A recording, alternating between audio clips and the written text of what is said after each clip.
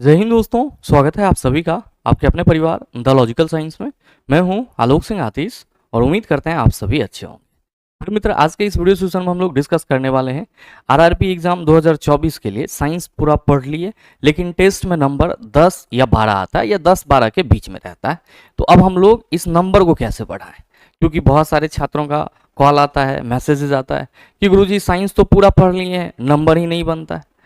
तो मेरे मित्र, आज के इस छोटे से वीडियो सेशन में हम लोग इसी चीज पे डिस्कस करेंगे कि आखिर यहाँ से हम लोग क्या ऐसा करें कि जो हमारा साइंस में नंबर है वो बूस्ट हो पाए। नो डाउट बहुत सारे छात्र ऐसे भी होंगे जिनका नंबर अच्छा आता होगा, और बहुत सारे छात्र ऐसे हैं जो 10-12 तक जाते जाते क्या हो जा रहे हैं, सर थक जा रहे हैं। तो मेरे मित्र, सबसे पहले तो हम लोगों को ये 10-12 नंबर तक जाने की जो है उसके कारण को ढूंढना होगा, और फिर उसको सर बेहतर तरीके से करना होगा, और आपका जो प्रॉब्लम है वो रिसॉल्व हो जाएगा। जैसा कि आप सबों को मालूम है कि आपके जो रेलवे एग्जाम होंगे उसमें साइंस का वेटेज क्या रहने वाला है, और आप सभी को मालूम है कि बगैर साइंस के रेलवे एग्जाम को क्रैक करना सर नामुमकिन है। और बहुत सारे ऐसे छात्र होते हैं जो आर्ट्स बैकग्राउंड से होते हैं, उन्होंने आईटीआई कर रखा है, तो कहीं ना कहीं उनको खासा परेशानी होती है साइंस के टर्मिनोलॉजी को समझने में, यानी कि साइंस के जो शब्द होते हैं उसको समझने में। और मेरे मित्र, आप में से कई छात्र ऐसे भी होंगे जिनका पूरा का पूरा साइंस कंप्लीट हो चुका होगा। तो ऐसे में जरूरत क्या है? ऐसे में जरूरत है चला आपको अपने आप को एनालिसिस करने की, खुद को एनालिसिस करने की। अब ये कैसे होगा सर? तो मेरे मित्र, आप सबों को मालूम है कि जो आपका साइंस का सिलेबस है वो आपने कंप्लीट कर रखा है। आप आज से तैयारी नहीं कर रहे हैं, आप लंबे समय से तैयारी कर रहे हैं। जो भी छात्र होंगे, चाहे वो आपका साइंस बैकग्राउंड से हो या फिर साइंस बैकग्राउंड से नहीं हो, सभी RRB, ALP, technician, JE, NTPC के लिए कुछ ना कुछ पढ़ ही रहे हैं।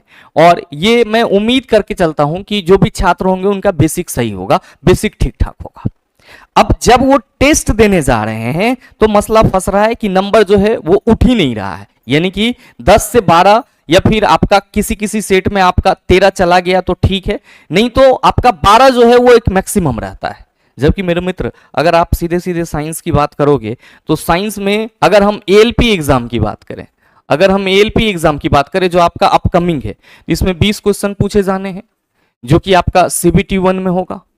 और जो आपका टेक्नीशियन एग्जाम है आपका ग्रेड 3 का, इसमें आपको साइंस के 40 क्वेश्चन पूछे जाने हैं।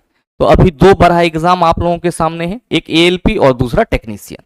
एनटीपीसी की वैकेंसी आने वाली है, फिर आपका ग्रुप डी है, फिर आपका आरपीएफ, कांस्टेबल और एसआई, इसका फॉर्म फिलअप हो चुका है। तो आरपीएफ, एसआई और कांस्टेबल में साइंस का वेटेज कम रहता है। दो बड़े एग्जाम अभी आपके पास एएलपी और टेक्नीशियन है, और इस दोनों में ही साइंस का वेटेज है आप सबों के सामने है। और मेरे मित्र, अगर हम यहाँ पे बात करें साइंस में एक बेहतर स्कोर की, तो एएलपी सीबीटी 1 के लिए आप लोग गौर फरमाइएगा। एएलपी सीबीटी 1 के लिए आप लोग गौर फरमाइएगा कि साइंस में बेहतर स्कोर सर आपके लिए 18 बेस्ट रहेगा, क्योंकि आप लंबे समय से तैयारी कर रहे हो, तो आप इस चीज से पीछे नहीं भाग सकते हो गुरुजी हम पढ़े नहीं है। ये बात तो बोलवे मत करना, खुद से भी मत बोलना कभी चला, क्योंकि फिर वो अपने आप पे फिर शंका होना शुरू हो जाएगा, फिर इतना दिन से हम लोग कहे क्या। तो पढ़ाई तो सभी कर रहे हैं, सभी कहीं ना कहीं पढ़ रहे हैं, तो एक मैक्सिमम जो आपका स्कोर होना चाहिए वो 18। तभी मान लो अगर आपका मैथ रीजनिंग थोड़ा सा ढीला भी है तो चल जाएगा काम। लेकिन आप चाह रहे हो कि सर हम एवरेज हैं, तो एवरेज स्टूडेंट के लिए, मेरे मित्र, एवरेज स्टूडेंट के लिए जो नंबर होना चाहिए, ये हम कह रहे हैं कि सर जो बहुत बेहतर है, दो क्वेश्चन हम इधर उधर लेकर के चल रहे हैं। एवरेज स्टूडेंट जो है उनके लिए जो बेस्ट स्कोर होना चाहिए साइंस में सर 15 से 16। जो आपका 10 से 12 या 12 तक आकर के रुक जा रहा है, उसमें जो 4 नंबर कम हो जा रहे हैं, 4 क्वेश्चन गलत हो जा रहे हैं, मेरे मित्र, उसी के लिए आपको मेहनत करना होगा। तो पहला तो आपको ये टारगेट सेट करना होगा कि हम जिस एग्जाम में बैठने जा रहे हैं उसमें साइंस के कितने सवाल हैं और हमको कितना आना चाहिए। अब ये सेम चीज आपका मेरे मित्र टेक्नीशियन के साथ भी होगा, और 40 क्वेश्चन अगर टेक्नीशियन में साइंस के पूछे जा रहे हैं तो आपको ये कोशिश करना होगा कि हमें कम से कम सर 35 प्लस लाना होगा। 35 प्लस जब तक नहीं आएंगे तब तक कोई उपाय नहीं है। हाँ, अगर आप एवरेज स्टूडेंट हैं तो सर 30 से 32 के बीच में आपके स्कोर को रखना होगा यहां पे भी। तो ऐसे में सबसे बड़ा सवाल ये है कि गुरुजी इस दोनों ही एग्जाम के लिए हम लोग साइंस पढ़ रहे हैं। बहुत सारे छात्र हमारे कोर्स में भी होंगे, बहुत सारे छात्र दूसरे सर से भी पढ़ रहे होंगे, बहुत सारे छात्र सेल्फ स्टडी भी कर रहे होंगे। तो हमारा तो साइंस का पूरा फिजिक्स, केमिस्ट्री, बायोलॉजी सारा क्लियर है, लेकिन जब टेस्ट देने जा रहे हैं तो वहां पे मामला फंस जा रहा है। टेस्ट में जो हमें ग्रीन सिग्नल आनी चाहिए थी वो सर नहीं हो पा रहा है, टेस्ट में मामला फंस जा रहा है। तो क्या करें सर, टेस्ट देना छोड़ दें? मेरे मित्र ये आपका गलत फैसला होगा। टेस्ट देना बंद करना अभी के समय में सर आपका गलत फैसला होगा। क्यों होगा गलत फैसला? क्योंकि बेसिक आप सबों को मालूम है, अगर आप अभी पढ़ने बैठिएगा अभी कि हम पूरा साइंस कवर कर लेंगे तो मुश्किल है चिला, क्योंकि जो चीजें साल भर में होती है वो चीजें एक दिन में नहीं हो जाती है। वो चीजें सर 12 घंटा के मैराथन से नहीं हो जाती है। और अगर 12 घंटा या 14 घंटा का ही सिलेबस रहता तो फिर भारत सरकार या बिहार सरकार की तरफ से जो टेक्स्ट बुक आती है उसको सर साल भर का सिलेबस बनाया ही नहीं जाता। तो मेरे कहने का मतलब यह है कि आप लोग जो चीजें एक समय से, लंबे समय से पढ़ते आए हैं उस पे आपको थोड़ा सा विश्वास रखना होगा। और जितना आपने पढ़ लिया है थ्योरी वाले पोर्शन, जितना आपने थ्योरी वाले पोर्शन पढ़ लिया है उसको चला जी आपको इनफ मान करके चलना होगा। अब जो आपको सबसे जरूरी चीज है जो आपके टेस्ट में नंबर बढ़ाएगा वो क्या है? तो सर हमको टेस्ट देना है, टेस्ट हर हाल में देना है। बस टेस्ट में हमें यह एनालिसिस करना है, टेस्ट में हमें यह एनालिसिस करना है कि कौन सा टॉपिक हमें फंसा रहा है। टॉपिक जो आपको फंसा रहा है पहले आपको यह एनालिसिस करना है। ठीक, टेस्ट देंगे, नंबर कम आ रहे हैं, कोई बात नहीं है। कहां से नंबर नहीं बन रहे हैं, कौन सा सवाल नहीं बन रहा है, वो किस टॉपिक का है, मेरे मित्र इस चीज को आपको एनालिसिस करना होगा। अब आपको किस टॉपिक में प्रॉब्लम हो रही है ये बात आपसे बेहतर कोई और नहीं जानेगा। तो आपको सबसे पहले टॉपिक को सर उसमें से सॉर्ट करना होगा। टेस्ट दीजिए, जो भी टॉपिक आपको फंसा रहा है उसको आप एक पेपर पे लिखते चले जाए, चाहे वो फिजिक्स का हो, केमिस्ट्री का हो, बायो का हो। अब मेरे मित्र जो टॉपिक फंसा रहा है वो टॉपिक क्लियर कैसे होगा, वो टॉपिक क्लियर कैसे होगा, ये भी एक बड़ा सवाल है। अब बहुत सारे छात्र ऐसे होंगे जिनके पास मटेरियल होगा, बहुत सारे छात्र ऐसे होंगे जिनके पास नहीं होगा। मेरे मित्र जिस किसी भी आप टॉपिक में फंसेंगे, आप द लॉजिकल साइंस चैनल पे आकर के उस वीडियो को सर्च करेंगे, उस नाम से सर्च करेंगे तो संभवतः रेलवे के ऑल टॉपिक मिल जाएंगे। तो मेरे मित्र टॉपिक अगर आप फंस रहे हैं तो सिर्फ द लॉजिकल साइंस नहीं, ऐसे बहुत सारे आपको चैनल मिल जाएंगे जहां से आपका टॉपिक जो है वो क्लियर हो जाएगा। इसके लिए आपको अलग से कोई मेहनत करने की जरूरत नहीं है। तो जो टॉपिक फंस रहा है सर उस टॉपिक को पहले क्लियर कर लीजिए। अब उसके बाद ये हमेशा से कोशिश रखिए जो आपका बचा हुआ समय है, जो आपका बचा हुआ समय है उसमें साइंस के जो टॉपिक आपको वास्ट लगता है, आपको लग रहा है कि ये टॉपिक हम पढ़ तो लिए हैं लेकिन ऐसा लग रहा है कि माइंड से निकल जाएगा, तो मेरे मित्र ये स्टार मार्क देकर के मैं लिख रहा हूं, ये करना जरूरी है। जो टॉपिक हार्ड लग रहा है, जो टॉपिक हार्ड लग रहा है उसका कंटिन्यू रिवीजन मारिए। चला उसका कंटिन्यू रिवीजन मारिए। मान लीजिए कि XYZ कोई भी टॉपिक है, केमिकल रिएक्शन आपको परेशान कर रहा है, केमिकल रिएक्शन हम पर डे पढ़ेंगे। ऑर्गेनिक केमिस्ट्री परेशान कर रहा है, ऑर्गेनिक केमिस्ट्री हम पर डे पढ़ेंगे। लाइव प्रोसेस परेशान कर रहा है, लाइव प्रोसेस पर डे पढ़ेंगे। तो जो टॉपिक हार्ड लग रहा है उसका सर आप कंटिन्यू रिवीजन कीजिए। ऐसा नहीं कि हाँ आज पढ़ लिए 5 दिन बाद पढ़ेंगे, आज पढ़ लिए तो 4 दिन बाद पढ़ेंगे, ऐसा नहीं।